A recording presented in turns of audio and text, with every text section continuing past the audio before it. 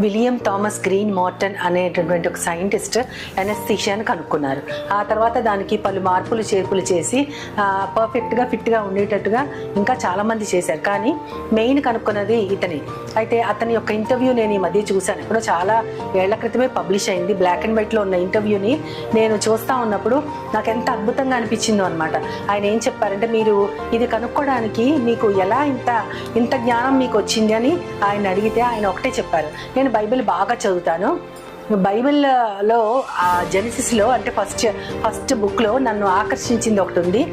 ఆదాముకు దేవుడు గాఢ నిద్ర కలుగు చేసి ఆయన యొక్క పక్కటెముకను తీసి స్త్రీని తయారు చేశాడు అని చెప్తారు కదా. అది అక్కడే ఆగిపోయిందంట ఆయన దృష్టి. అంటే నిద్ర కాకుండా గాఢ నిద్ర కూడా అవుతుందన్నమాట. ఆ గాఢ నిద్ర కలుగ చేసి ఆయన శరీరం నుంచి ఒక పక్కటెముక తీయాలి అంటే అది చాలా నొప్పితో కూడుకున్నది. ఆ నొప్పి తెలియకుండా ఆదాముకి గాఢ నిద్ర కలుగు చేశాడు దేవుడు అన్నప్పుడు ఆయన అదే వాక్యం దగ్గర కూర్చుని కొన్ని రోజుల తరబడి ఉపవాసం చేస్తూ ప్రార్థన చేశారంట.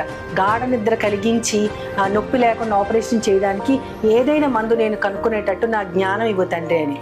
దానిని ఆయన అడిగినటువంటి మన కోసం, మన మంచి కోసం ఎంతోమంది ఆపరేషన్స్ చేయించుకుంటూ ఉంటారు. ఇదివరకు కాలంలో ఆపరేషన్ చేసేటప్పుడు కాళ్ళు చేతులు కట్టేసి మెలకువగా ఉన్నప్పుడే వారికి ఆపరేషన్ చేసేవాళ్ళంట.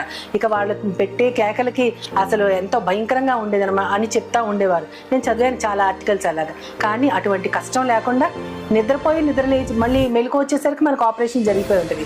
అటువంటి గొప్ప ప్రోడక్ట్, ఒక కెమికల్ కనుక్కున్న ఆ సైంటిస్ట్ యొక్క గొప్పతనం ఏంటంటే కేవలం ప్రార్థనే. అది కూడా దైవ గ్రంథమే అతనికి ఆధారం అని చెప్పారు. ఆ ఒక్క మాటను పట్టుకొని కొన్ని రోజుల తరబడి ప్రార్థన చేసి దేవుని దగ్గర నుంచి ఆయన పొందిన జ్ఞానాన్ని బట్టి నేను అప్పటికప్పుడే దేవునికి అది వినంగానే దేవునికి చాలా వందనాలు చెల్లించాను. మన బిడ్డలు కూడా అటువంటి గొప్ప గొప్పవి కనుక్కోవాలని, మనుషులకు మేలు జరిగించాలని, తద్వారా దేవునికి మహిమ కలగాలని నేను కూడా మనందరి తరఫున ప్రార్థన చేస్తున్నాను. ఆమేన్.